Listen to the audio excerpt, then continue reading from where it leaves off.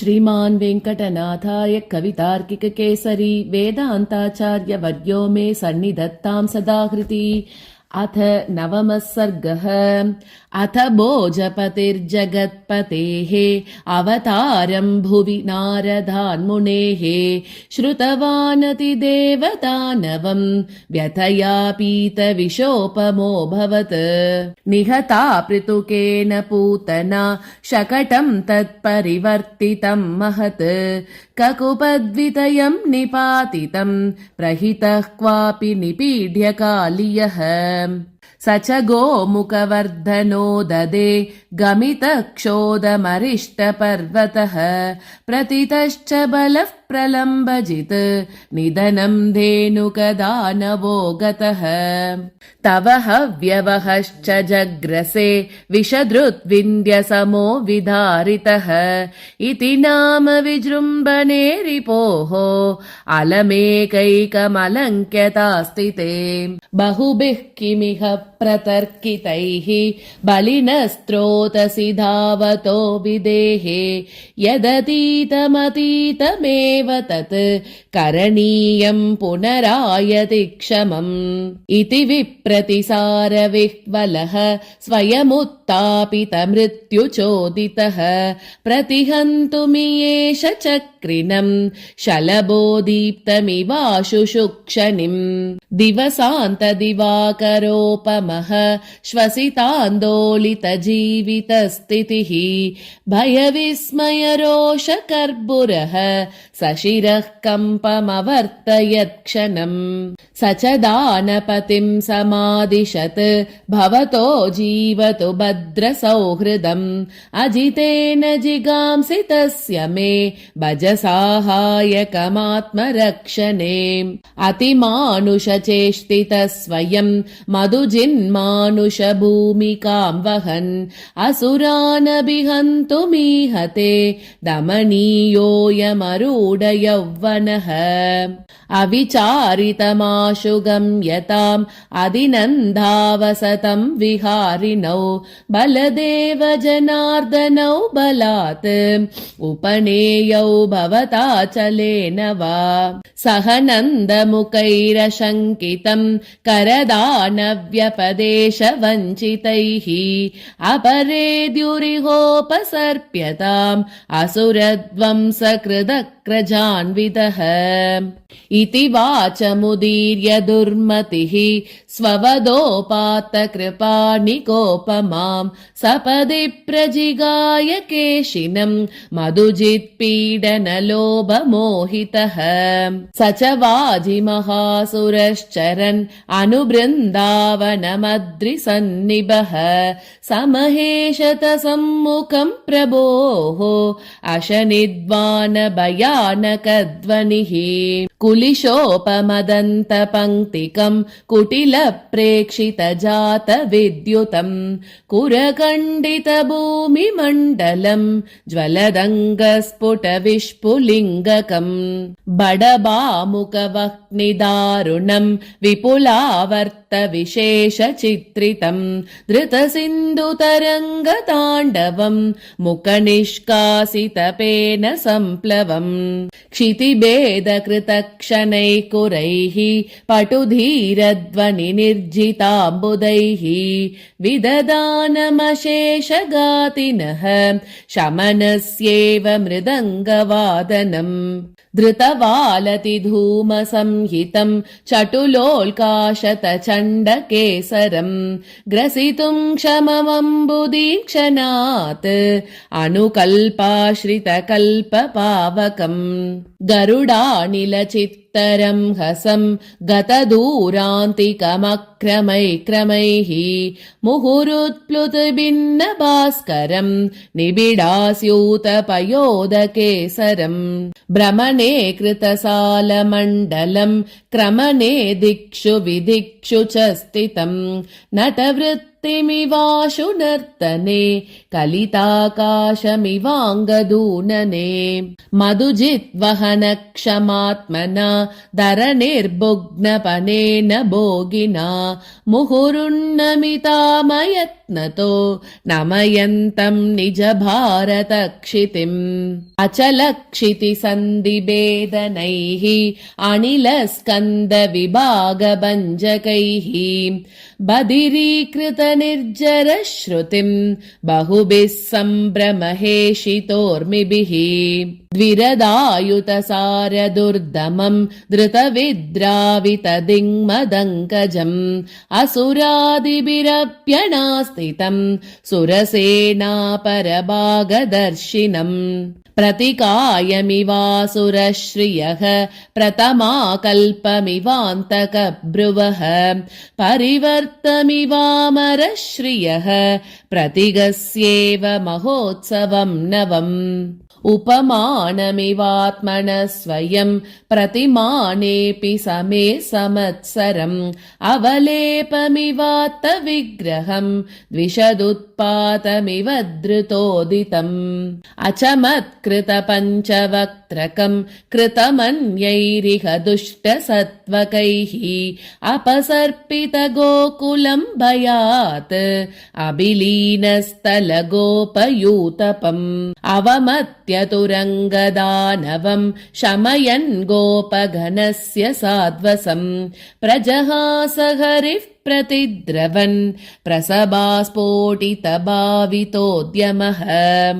विवृतायत वक्त्रकन्दरम् प्रतिधावन्तमिवान्तकम् प्रभुः भुजसानुमतः प्रवेशनात् अगमम् वज्र इव व्यधारयत् क्रकचक्षतदारुभेदवत् समपादाक्षिललाटनासिके दददुक्षितिकम्पमाग्नति शकले सैन्धवदानवस्य ते विशरारुभिरस्य विश्वतः कलदौताचलकण्डपाण्डरैः वितता पृथिवी विदिद्युते विबुध प्रीतिलताङ्कुरैरिव तदनादिविभूतिबन्धुरम् विगतव्याधिकुलम् व्रजौकसाम् दमितारिगणेन दीव्यता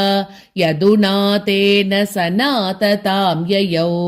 त्वरितम् च तदाश्वपल्कजः स्वहितम् कंसनियोगमास्थितः धनुजान्तकदर्शनोत्सव स्थिरसम्प्रीतिरिति व्यचिन्तयत् अपि नाम निशामयिष्यते निगमान्तैरिव निर्मितास्थली रमयिष्यति यत्र मे दृशौ रसभूमा रमणीयमातृका भवदुर्गत दिव्यभेषजैः प्रचितां तत्पदपद्मरेणुभिः प्रणिपत्य शुभां वनस्थलीं परिभूतो भविताहमभ्युत रसमप्रतिमं रसायनं रमया च क्षमया च सेवितं नयने मम किं नु पास्यतो नरकातङ्कनिदानभेदनम् अपि शङ्करताङ्गतोरन ध्वजवज्राङ्कुशमत्स्य लाञ्छनम् विनिवेशयतात् विभुः समे विनते मूर्धनिपादपङ्कजम् यदुवंशमसौ सभाजयन् बहुमानेन विहारजेन माम् भुजपञ्चरमद्ययन्त्रितः पुलकोद्भासितनुम् विधास्यति श्रुतिसौरभसौम्यया गिरा सुदये वैशमुखेन्दुसूतया शमयेदपि नाम सञ्ज्वरम् पुरुषः पुष्करलोचनो मम अहमस्मि तवेति वादिनम् प्रणयस्मेरमुखः प्रसन्नदीः विदितेतरवर्जितोऽप्यसौ विपुरक्रूरवदेति वक्ष्यति चिरशीलितसंयमक्रमैः यतिभिर्योगदृशादिदृक्षितम् निधिमद्भुतमुज्जितावतिम् परिपश्येयमहं प्रसङ्गतः सदृशा सदृशान्तरोजितः सुमुखः स्वागतवाक्यगर्भया कलुषं किम् अपह्नुवीत मे करुणासिन्धुसुधोर्मिकल्पया व्यतितं वृजिनेन दन्वना विषयाशी विषमोहितं च माम् अपि जीवयिता पतिः सताम् अमृतासारनिभैरवेक्षणैः अलमत्र पृथक् विदैः फलैः अवशादध्वनिविन्दतो मम वसुधा वसुदेव देवकी तपसामेकमिदं महत्फलम् मदकेलगती महाबलौ मधुरालङ्करणं विदित्सतः व्रजयूतपति वशानुगौ भवितारौ मम भागधेयतः किमकुर्वत पुण्यमग्रिमं महितास्ते मधुरा निवासिनः कृपयोपगतौ निरीक्षितुं कृतिनः कृष्णहलायुधावुभौ रमया क्षमया च माधवो रममाणः प्रतिगम्यतां पुरीम् अपि चर्मदृशोऽपि मादृशान् अविसंवादयिता स्ववैभवे अवरुद्धभुजान्तरश्रिया विददानो वसुधाकरग्रहम् अभिषेकमुपेयिवानसौ किमुनाथो भविता कुलस्य नः असहिष्णुरसह्य विक्रमः त्रिजगत्क्षोभकृदुग्रसेनजः बलवान् बलभद्रकृष्णयोः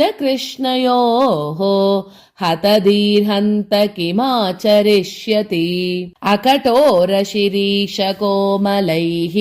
कथमङ्गैः प्रतियोत्स्यते हरिः कुलशैलकुलीनमुष्टिभिः कुटिलैः संयति मुष्टिकादिभिः उदयास्तमहीधरस्तनीं चतुरम्बोनिधिमेखलाम्बुवम् उपभोक्ष्यत एष कंसजित् न हि दुःसादमचिन्त्य तेजसः इति सम्मत सत्त्वसारदौ महितस्तेम्नि मनोरथे स्थितः हरिपादरजः पवित्रितं व्रजमासाद्य रतादवातरत् अवनीतमुखैरुपायनैः अतनन्द प्रमुख प्रकल्पितैः उचितामभिनन्द्य सत्क्रियाम् अभितस्तानगवेशयत् प्रभुम् सददर्श गवामनुप्लवम् मुदितम् केशिवदेन केशवम् गतिमप्रतिगात्वयायिनाम् गरुडश्चत्र निवारितातपम् घनसंवृतनारदस्तुतम् निगमाग्रात निजाङ्घ्रिसौरभम् तरुणारुणताम्रवाससम् शुभतापिञ्च तुलादरद्युतिम् अभिलक्ष्य मनुश्रवेक्षणैः अविपर्यस्तहिताहितक्रमैः परिभूषितबर्गभूषणम् कमलाकौस्तुभनित्यभूषितम् अतिसूर्यसुधांशु तेजसम् समहानेरुपमेयमात्मना निबिडाद्भुतराशिमक्षयम् निगमानामपि नित्यनूतनम् उपवीनयतस्तमर्भकान् उपगातॄनुपनृत्यतश्च सः तदवस्तददर्ह भूमिकान् यमिनोऽनन्यमति न मन्यत शुभतर्णकशोभितान्तिकाः सविदेतस्य च धेनुविग्रहाः अनगाङ्गवतीरमन्यत श्वसितैरस्य समुत्थिता श्रुतिः प्रनुनाव च भक्तिसन्नतः प्रणिधानेन विना समीक्षितम् हरिमद्भुतगोपकेलनम् श्रितसर्वातिथिमागतोतिथिः दुरितग्रहयोगदुःख दुःखितं त्रिगुणग्रन्थिनिबन्धनिघ्नितं पतितं निजपादपङ्कजे परिगृह्णीष्व गृह्णानि दानमाम् स्वपदप्लवमाश्रितान् जनान् नयसे पारमपार वैभवः अतिवेलमहोर्मि सङ्कुले कलुषोदन्वति कर्णधारितः रमया सह राजहंसवत् परमं धाम विभूषयन् भवान् प्रणिधानवतामपङ्किले पदमेतन्निददाति मानसे अतिरोदिरसौ निधिश्रुतेः अनिमेषवर्तदेशिनी दृशोः तनुते तनुरीश तावकी स्मरणं विस्मरणं च दुःशकम् व्यपतिष्य मुकुन्द देवकीं विहरन्त्या वसुदेव मन्दिरे जनितोऽसि निजानुकम्पया जगती रक्षण जागरूकधीः भवतो भवनाटिकां विदन् विभवाडम्बरिणां विडम्बिनीम् अनपायपदादिरोपणात् अपवृत्तो न पुनर्निवर्तते सुधियस्तव गोपभूमिकां सुभगां कौतुकसूतिकां धियाम् अनुविद्य गताग्र्यभूमिकाम् आदिविन्देयुरनश्वरीं श्रियम् दुरितानि भजन्ति संक्षयम् तपनेनेव तमांसि दिव्यता हृदयानि च योगिनां त्वया कुमुदानीव विकासमिन्दुना गुणतश्च विभूतितश्च ते क्वचिदंशेऽपि समाधिकत्यजः उपमानकला विकल्पितैः उपलक्ष्येत जगत्प्रधानता महिमार्णववर्णनोद्यताः परिमातुं गुणमेकमक्षमाः त्रपयेव भजन्त्यसीमनि त्वयि वाचम्यमतामनुश्रवाः तव विश्वविधो वदामि किं जगतेकाधिपतेर्दिशामि किं कृपणः परिपूर्णसम्पदः कमिवांशं परिपूरयाम्यहम् प्रकृते किमनेन तत्प्रभो भवदाविर्भवनस्थलीं पुनः पदपद्मरजः पवित्रितां विददानो जहिनाथ विद्विषः बहुशाकविजृम्भणो महान् अवदातेन सुगन्धिनाद्यनः यशसा भवतु प्रसूनवान् यदु सन्तानमहीरुहस्तव त्वरते रिपुरागतौ तव स्वयमेवावसरं समर्पयन् न तरक्षण किं वदन्त्यसौ न विलोपं भुवि यातु तावकी स्वयमेव समेयुषां वदे विमतानां क्षितिभारजन्मनां मृगयामिव भावयन्त्यसौ महती सम्पदुपस्थिताद्यते शतकोटिसहस्रसारवान् मथनं प्राप्स्यति मातुलस्त्वया व्यसनं विपदप्यनेहसा विनिपातश्च न कस्य कर्मिणः अभिसंहितमौग्रसेनिना कथितं चक्रमशो व्यजिज्ञपत् कुलजः कुटिलाशयोज्जितः कुशलं पृष्ठवते मधुद्विषे अपरेद्युरशेषतो नयन् सहसा गोपगणान् स यादवः स्थितमध्वनिरामकेशवौ रथमारोपयदग्र्यरंहसम् व्रजतो रथवल्लभस्त्रियो बलभद्रस्य जनार्दनस्य च अनुदुद्रुवुराशु वर्तनीं कुररीकूजितसूचकस्वनाः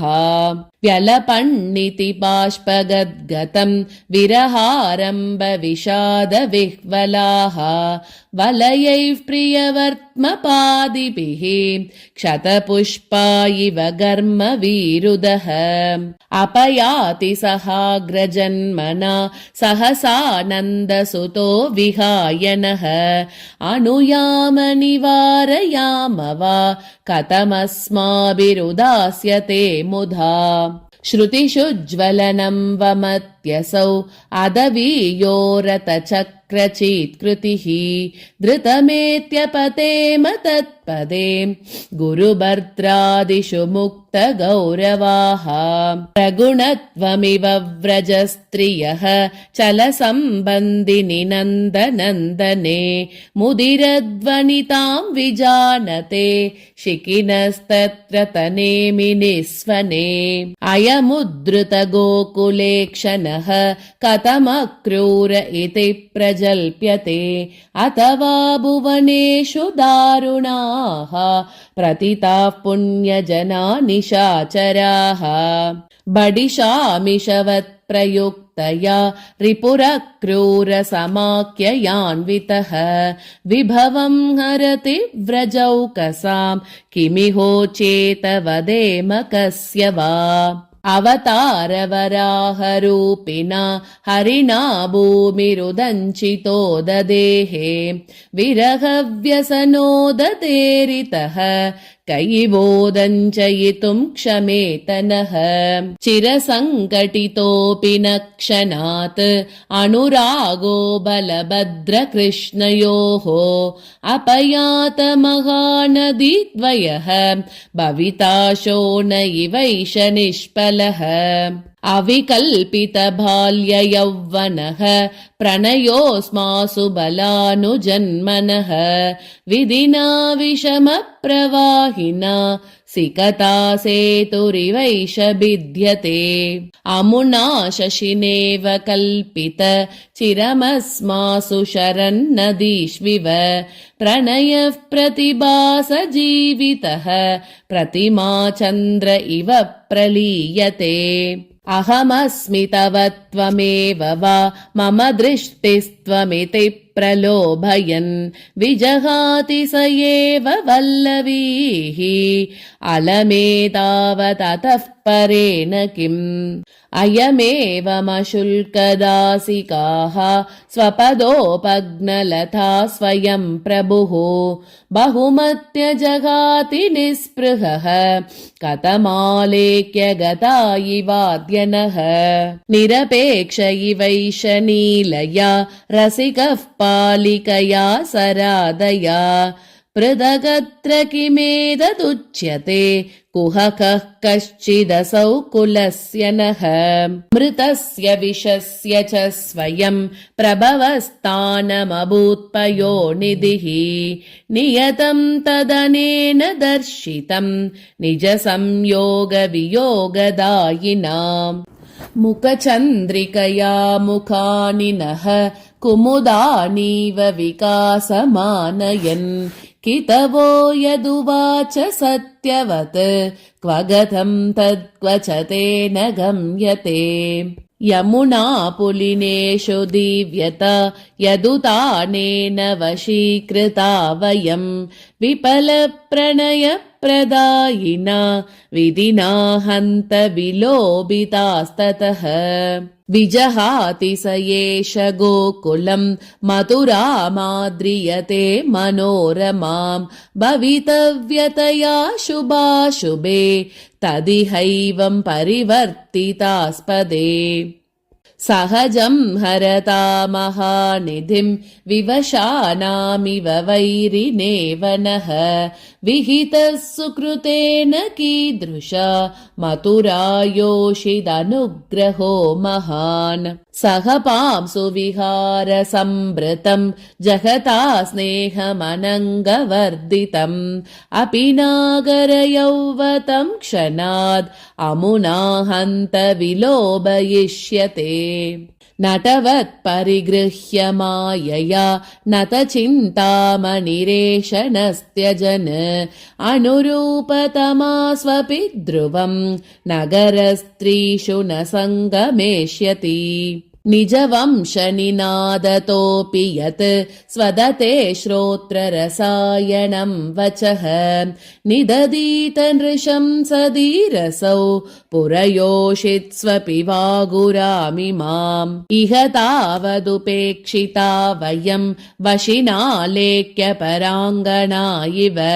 विहरन् विरसेन चेतसा कितवस्तत्र किमाचरिष्यति युवतीरयमिन्दुकान्तयेत् नगरे नन्दकुमारचन्द्रमाः स्मितचन्द्रिकया यदीयया द्रवतामेति मनःशिलापिनः अपि जह्युरमुष्य दर्शने नवलुब्धा नगरस्त्रियः प्रियान् सुलभे सुमनौ कथं मतिः क्रमते काचन काच सङ्ग्रहे ललिताद्भुतलास्य गन्धिषु ध्रुवमङ्गेषु बलानुजन्मनः नवयौवनरामणीयकं नयनैः पास्यति नागरीजनः विधिना विषमप्रवृत्तिना व्यपनीतोऽपि गताचिदागतः अपि नः पुनरार्द्रयिष्यते मदनप्राणसुहृद्भिरीक्षितैः इह तत्पदकाङ्क्षिभिस्तनैः नयनैस्तन्मुखपद्मषट्पदैः श्रवणैश्च तदुक्तिजीवितैः अपि जीवेम पुनस्तदादृताः करुणाभरितै गता पुनः स्वयमुल्लाघयिता स एव नः अपरस्परपातिभिः शनैः अगदं कारणिभैरवेक्षणैः विविदारुणराजिरञ्जिते विशदस्मेरविशालशीतले किमपि ब्रुवति कृतार्थतां नयने तस्य कदानुनेष्यतः पदिरत्वमिवागतान्यसौ श्रवणान्यद्य पुनः समेत्य नः रमयिष्यति चाटुभिः कदाः रतिसिन्धोरिव वीचिपङ्क्तिभिः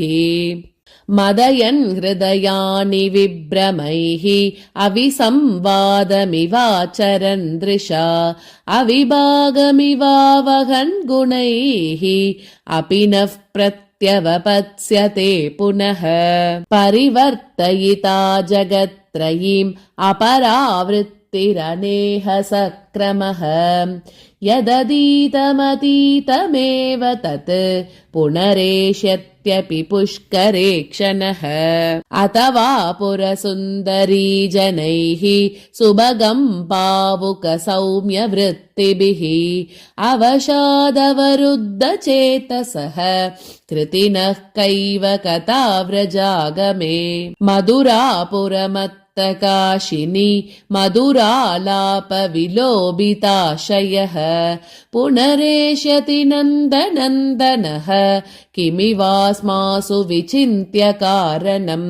बहुविभ्रमपाशबन्धुराम् गुणगृह्य स्वयमेष दुस्तराम् अतिलङ्घयितुं न शक्नुयात् नगरस्त्रीजननेत्रवागुराम् नरतः परिदृश्यते महान् न च नेमिस्तनितं निशम्यते न च रेणुरितो विजृम्भते तदपि भ्रश्यति जीवितं ननः इति वादिनि वल्लवी जने यमुनां वरसूतचोदितः घटयन् वसुधा मनोरथम् वशिनस्तस्य रथक्षणात्ययौ स्वगुणानुभवेन सुभ्रुवां भवभोगोचितपुण्यसञ्चयम् विरहव्यतया तु तीव्रया वृजिनाम्बोधिमशोषयत् प्रभुः परवन्ति जगन्ति बाधितुम् नियतिः किं न करोति निष्ठुरा विजहौ करुणानिधिः प्रियाः